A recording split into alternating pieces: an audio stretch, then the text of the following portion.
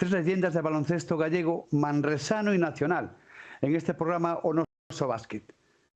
Anteriormente, agradecer las conexiones, algún día hablaremos de ello, pero estamos todos aquí. Qué placer ver en pantalla a Ángel Sevilla. ¿Qué tal, Sevi? ¿Cómo estás? Hola, buenas tardes. Muy buenas. Alfredo Pérez, ¿cómo te encuentras? ¿Qué tal? Muy bien, muy bien. Oye, ¿cómo va el marcador, sabes? ¿Cuál marcador? Ah, lo que preguntabas tú. Muy buenas, Bobby, ¿cómo estás? Un placer. Muy bien, gracias. Desde Cincinnati. Me encuentro bien. Una vez más. Pero la próxima vez, si Dios quiere, será desde Lugo y en persona. Eso es lo que confiamos todos. Y un referente dentro de la prensa manresana y catalana, como ya lo conocéis de otras veces, Xavier Prunés. ¿Qué tal? Buenas nit. Hola, muy buenas a todos, a estas leyendas del Breogán y también de Manresa, porque tanto Bobby como Sevi estuvieron en el Congost pasando frío ahí al lado del río. Pues por ahí queríamos empezar. Y del cementerio. Un poquito hablando de esa época, ¿no? Ángel y Bob en concreto tienen una historia cruzada tanto en Manresa como en Río Breogán. Xavier, te dejo que empieces un poco a explicar el tema. Bueno, Lugo y Manresa han tenido mucho contacto, ¿no? Hay muchas similitudes. Subieron a primera división prácticamente al mismo tiempo, han tenido equipo masculino y femenino en la máxima categoría de forma simultánea y han tenido muchos jugadores que han pasado de Lugo a Manresa y algunos viceversa. Ahora, sin ir más lejos, Luis Casimiro, que ganó la liga en Manresa, pues lo tenéis en Lugo y estáis viendo lo buen entrenador que es, ¿no? Y bueno, pues estas dos figuras que tenemos aquí, tanto Bobby como Sevilla, estuvieron en Manresa y estuvieron en una histórica final de Copa del Rey que le dieron mucha guerra al Barça y fue uno de los hitos de este histórico club manresano, ¿no? Y también a Manel, ¿no? Manel también coincidió con Sevilla y con Bobby y bueno, muchos otros jugadores. George Singleton, que también estuvo en Lugo, pues que es uno de los mitos manresanos, o Linton Towns, que ganó una Copa del Rey también en Manresa y que después pues demostró sus cualidades enormes de tirador en Lugo, ¿no? Ya te digo, son muchas vivencias, si acaso ya iremos hablando, los dos yo los recuerdo como si fuera ahora, era un niño yo en esa época, pero no me perdía ningún partido detrás del banquillo de Manresa y me ponía yo y que el banquillo estaba pegado a la grada y disfrutaba pues con estos dos y bueno, y Alfredo pues lo sufríamos de visitante, ¿no? Un anotador compulsivo, 2 veces máximo anotador de la liga, que y como ojito, jugador Xavier, español, fíjate. Xavier, que hablamos del jugador español Alfredo Pérez, que solamente 2 más mantienen esa misma anotación en cuanto a años, ¿no? Y hablamos de 2 cualquiera, un tal Rudy Fernández y un tal Bomba Navarro. Son los 2 que igualan Sí. con Alfredo Pérez. Palabras mayores lo que tenemos en esta mesa hoy. Bobby, tu llegada, si te parece, empezamos con tu llegada. Alguna vez ya comentada, tu llegada a Europa, tu llegada a España, tu llegada a Santiago y de ahí a Lugo. Un proceso tremendo recién casado, ¿no? Sí. Bueno, pues el año 73, ¿no? O sea, tuvimos oportunidad para ir a uno de 2 equipos, Pineda del Mar, ¿ok? Y Lugo. Y la gente que tenían en aquellos tiempos no sabía nada de cada lugar, ¿no? Entonces yo decidí ir a Lugo porque pagaron un poco más, pero que también tenían más energía, más, no sé, momentos positivos de conversaciones. Entonces tuvimos el plan de llegar, no me acuerdo, agosto 21, el avión, pues tuvimos problemas con el avión en Nueva York, entonces pedimos un día para llegar y llegamos el próximo día y no vino nadie al aeropuerto para recogernos, ¿no? Y pues poco a poco, pues obviamente llegamos a Lugo. Primer entrenador fue Juan Besora. Él, bueno, ni él ni nadie en el equipo habló inglés, ni una palabra, tal vez una palabra. Y poco a poco, pues, empecé a aprender español y 2 años con La Casera y luego 2 años con Breogán. bueno, cuando hicimos esta fusión. Y francamente tuvimos un gran tiempo en Lugo. Y luego, pues, Breogán bajó a segunda y en aquellos tiempos extranjeros no pudieron jugar en la segunda. Entonces yo tuve la oportunidad de ir a Manresa gracias a José María Soler, que jugó con Breogán, bueno, no sé, 3 años antes. Y pues de ahí pues tuvimos 4 años en Manresa con también una excelente experiencia. Empecé a aprender un poco de catalán, básicamente empezando con los palabras tacos y pues poco a poco pues, tuvimos un excelente tiempo en Manresa. Hay que decir que Bobby, cuando te fuiste de Manresa, recibiste un homenaje de Manresa, que te fuiste como capitán, y pocos días después otro homenaje en Lugo. O sea que en pocos días los dos equipos te dieron homenajes. Es cierto, un homenaje muy importante, digo yo, en Manresa, con, no sé, 250 personas, algo así. Y a 2 días, Sebi, con su coche, pues nos llevamos a Galicia, a Lugo, y tuvimos otro homenaje ahí. También muy excelente experiencia con la gente, con mucho cariño, ¿no? En los dos ambientes, en las dos ciudades, yo creo que tuvimos muchos amigos que todavía tenemos y algunos desafortunadamente no han con nosotros hoy, pero por lo menos es una experiencia de 8 años que fue mayor parte de nuestra vida, y como somos personas hoy, la cultura y la lengua y la gente y todo esto nos ayudó para el resto de nuestra vida, básicamente. Y en tu caso, Ángel, La Casera, Breogán, Manresa, Ferrol, ¿cuántos años de entrenador luego en el Breogán? En fin, una vida dedicada al baloncesto y en la actualidad un historiador de este mundo también.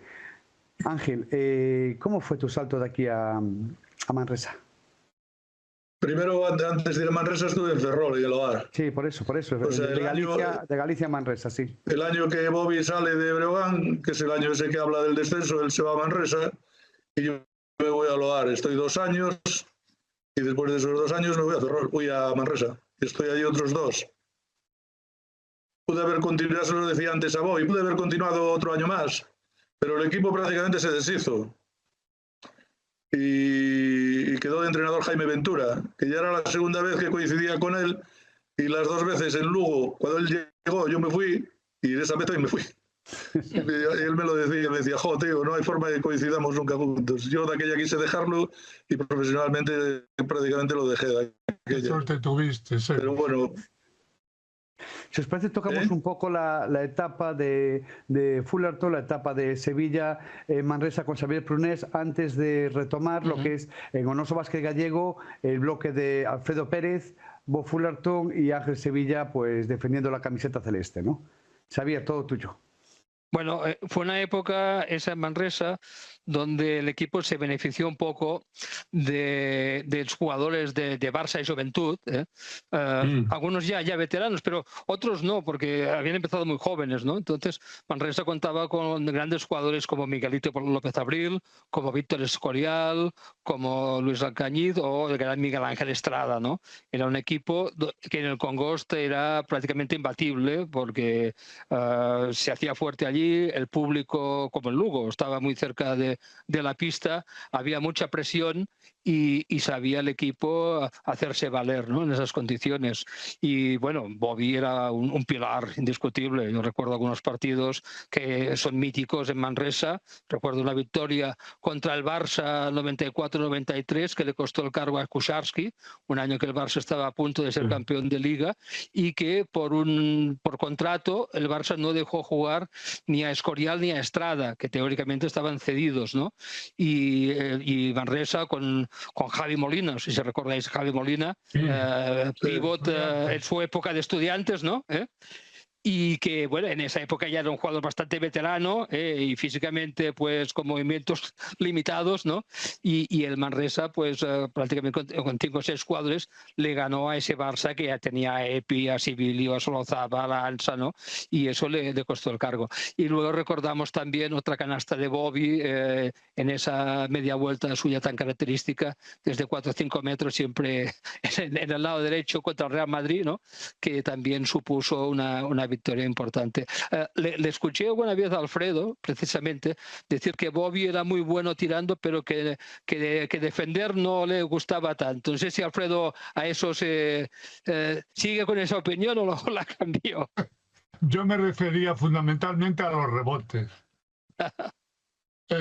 Yeah. Pero bueno, esas son cosas que pasan y que ahora, pues bueno, pues oye, hay leyendas negras, por ejemplo, de mí se llega a decir que tampoco defendía mucho, pero bueno, es que claro, yo entiendo que si te dedicas a una cosa fundamentalmente, si eres un especialista en un tema, es difícil ser especialista en todos los temas. Pero bueno, son Pero en cosas. vuestra época... De todas formas, mira una cosa, yo estuve a punto de fichar por el Manresa también. ¿Ah, sí? Ah.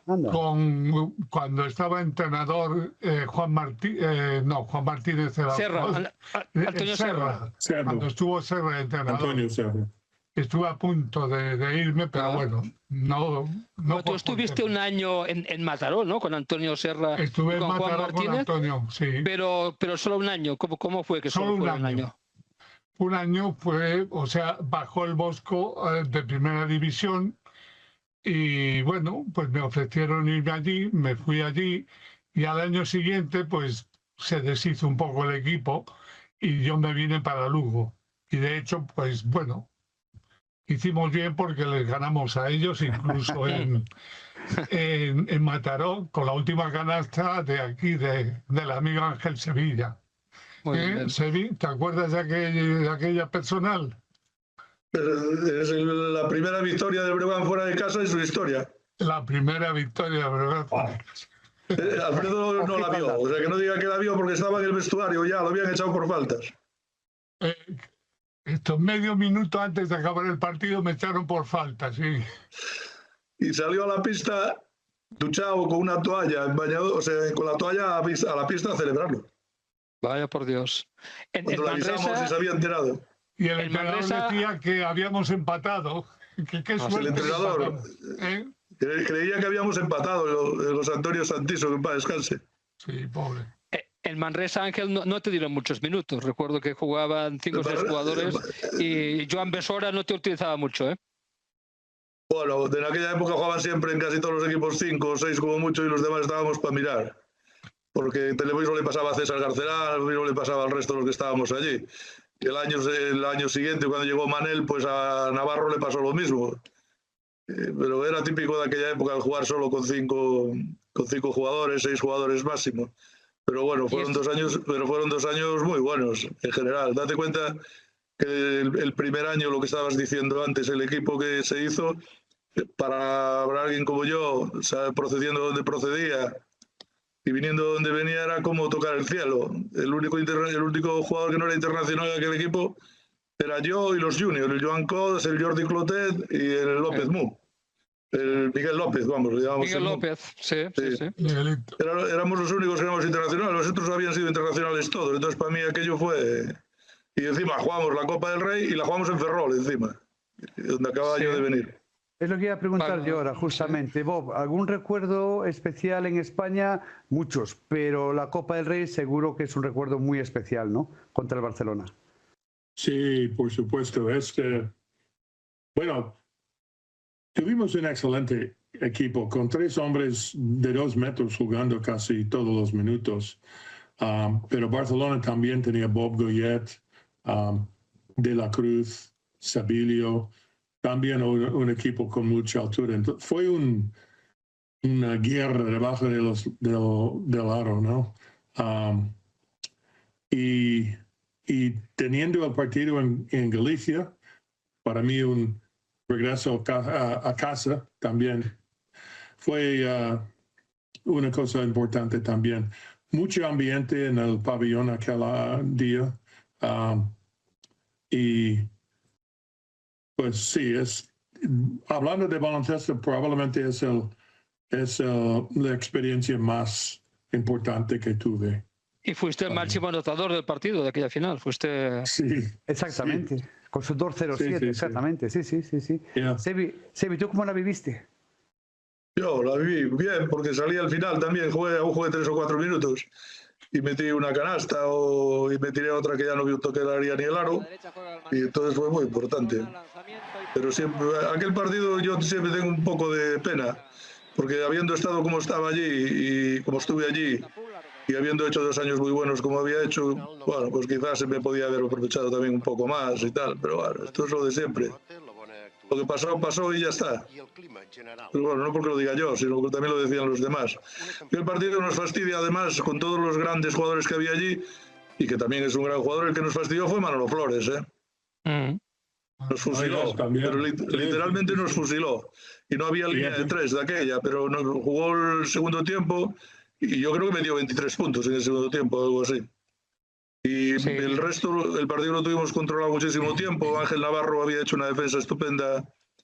Sorepi, Bobby Estrada habían estado muy bien, Alcañiz como siempre. Bueno, hicimos un partido muy bueno. Perdimos de 9, o sea, el partido estuvo un poco ahí, ¿no? Pero para Antonio Serra era importante, porque él, que había estado 7 años en Manresa, para su orgullo no se podía permitir perder una final, ¿no? Con el Barça, o sea que tenía su intríngulis, tuvo su morbo esa final, sí. Bueno, estaba un poco asustado también porque no tuvo a Similio aquel día, ¿eh? Ah, sí. El Chicho, creo que Chicho no jugó, estaba lesionado, no sé qué. O sea, sí que estuvo allí, pero no, creo que no jugó, ¿eh? Que le pasó algo así. Xavier, dentro de la historia manresana hay muchísimos jugadores de alto copete, pero entiendo que Ángel y Bobby tienen su página, ¿no? Sí, sin lugar a dudas, forman parte de ese equipo histórico de la Copa del Rey. Sevilla, con su carisma, su simpatía, que se recordó siempre, ese bigote que lucía en esa época, sí. Bigote frondoso, y ese pelo ensortijado, ese pelo que tenías, así a lo afro casi, ¿no? Y recién casado. Míralo. Y Bobby, pues bueno, Bobby, un señor, para todos los niños, era un ídolo, siempre con una sonrisa, siempre amable, un deportista, siempre ni una mala cara, un jugador deportivamente un ejemplo, ¿no? Y un gran anotador, sigue siendo pues uno de esos grandes anotadores que ha tenido Manresa, que fíjate que hemos tenido anotadores desde George Gervin, ¿no? Al propio Ed Johnson, Kenny Simpson, grandes jugadores, pero Bobby, esa media vuelta es histórica. Esa jugada era imparable, ni el Madrid ni nadie la podía parar. Pero siempre nos correspondieron también con lo mismo allí, ¿eh? Yo en el año 99, 98, 99, yendo ya como ayudante de entrenador de Paco García a jugar allí, hicieron una presentación mía, tuve que salir a la pista